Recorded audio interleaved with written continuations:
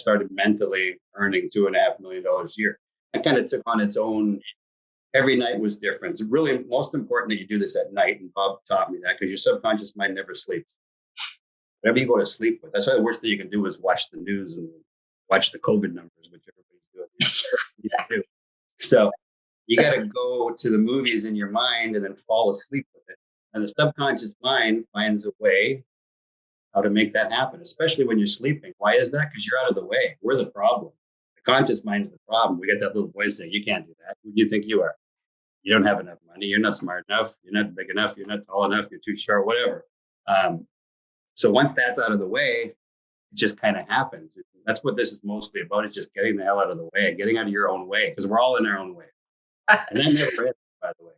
So how did you hear about the vision board idea? That was probably from The Secret with that John Assaraf was talking about.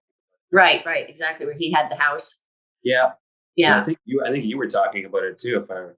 2011 is a few years back. I remember you were visualizing an apartment or something. Is that right? Right, exactly. Yeah. And I got into it, of course. Exactly. Yeah. And I have my vision board right here. And you're up in the upper corner with me and Bob. Awesome.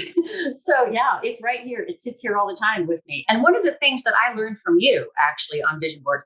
Okay, so I'll explain a vision board in just a second, or maybe it'll be better to have Bruce explain it. But the thing about a vision board that Bruce was so good about, he said, anytime I'd be working at my desk or something, I would just take a minute and I would turn toward the vision board and I would just look and I would close my eyes and I would visualize myself there.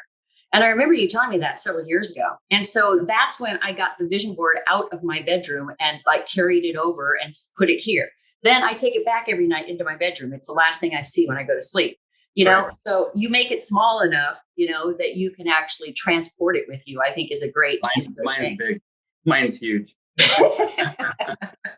So explain what a vision board is for people who may not be familiar with it. Because honestly, you don't hear about many multi-millionaires talking about the fact that they have a vision board. People are like, oh my gosh, that's like scrapbook stuff. Why would I even get involved in something like that? So talk a little bit about. Smartest thing you could ever do. I mean, and to me, I look back at it now, it was the easiest thing I've ever did. So a vision board, it's whatever you want it to be. So for me, I went out and you'd be on, whether it's I Googled something or I was at the, Chapters bookstore or whatever. And anytime I'd see something I liked, it could be a swimming pool or a certain type of house or whatever, I'd cut it out, something that I wanted, right? And I would put it on my board. So, after a month or two, I had all these nice things that I wanted, just dreamy stuff that I couldn't afford, that I really wanted in my life. Material things, obviously. So I cut them out and put them on the board. Now, the trick is, Bob taught me this well. If you just look at the board and think about it, it's not going to do anything. And even if you understand the process, that's not going to do anything. You have to mentally go there. So when I say mentally go there, I had this swimming pool on there. It was just over the top, crazy swimming pool. So when I was looking at the board, I actually mentally went in the pool. Right. I wasn't thinking hard about wanting the pool. That's not going to do anything for you. I mentally went in the pool. So I went swimming. I go to the swim-up bar. I talked to my friend at the corner. I'd have a drink, whatever it was. I just kind of let it take on its own nature. And I did that with the kitchen and the house that I had on there, the vacation home that I wanted, how I wanted to travel, everything. So, and every night it would kind of take on its own thing. And I just let it go. And okay. So Tommy, can you bring up his vision board? This is his original. When did you put this together? Like 2010-ish, 11? Yeah, probably about 11-ish, 2011-ish. Yeah. Yeah. Okay. There's your vision board. There's the vision board.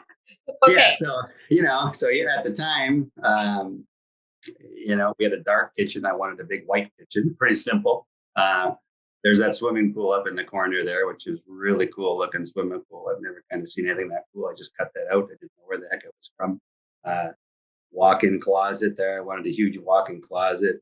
I wanted a house in Florida, which you see there. I wanted my own exercise room in the gym. And then I put little things on there. Bob's a friend of mine, so I put that on there. He inspires me. I have Jack Nicklaus, the golfer. I have the Miami Dolphin football team.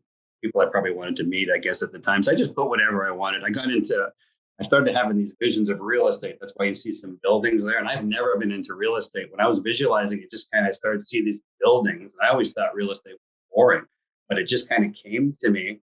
It's kind of like the universe's way of saying, you know, you want to make all this money. You have to get into real estate. And it happens so weird. I'll tell you a quick story on that. You don't even realize it's happening when it's happening. I remember kind of seeing these buildings. I didn't understand why I was seeing buildings, but it kept coming and coming. And then I was traveling to my hometown where I had a restaurant at the time. And I remember driving up the bottom of this mountain. There are these two beautiful apartment buildings there. I didn't think much of it. I drove up to the top of that. Wow, those are nice. They were just being finished. So I got to the top of the mountain. I asked the manager there at the store, I said, who owns those buildings? He says, such and such. I said, well, can you call him and see if he wants to sell them? This just came out. And so he did. And he says, yeah, he'll meet you at the bottom of the hill. So I drove back to the bottom of the mountain to meet with him. And we struck up a deal and I bought, and I didn't even have much money at the time. I was starting to come back a little bit. But we worked out a deal that worked out well. And I bought the two apartment buildings without even really realizing what had happened. Wow. And I could go on for hours about stuff like that. Well, I definitely want to hear about your swimming pool, because I think that I think, like, I look at my board and there's something on there that is very much like your swimming pool that's already come to pass in my life. So tell us what happened. You just found this random swimming pool photo. You loved it. You put it up on your board. Yeah. So I put the swimming pool up there and I didn't think much of it. You know, I'm mentally going there, obviously. I don't know how much time it went by, probably 6 months. My neighbor called me and she was thinking about putting in a swimming pool. And she says, why don't you meet this guy coming over and maybe he could do your pool? I think, well, I don't know if I was going to do one yet, but yeah, I'll come and talk with him. So I grabbed the picture from the vision board, which I just cut out at a magazine place. I didn't know where this pool was. It could be anywhere, right? Right. So I went to my next door neighbors and he was there and I showed him the pool and I said, can you build me this? And he looks at me kind of funny and he starts laughing. I said, what's so funny? He said, I built that pool. I said, are you serious? He goes, yeah. I said, where is it? He said, just outside Toronto. And so he took me there and I saw it. And then if you get to the point eventually where you show the pool in my backyard, you're going to see that's the pool. So not only did I do the same pool, it's from the same builder. And there it is. Isn't that crazy? Who was at your next door neighbor's house? Yeah.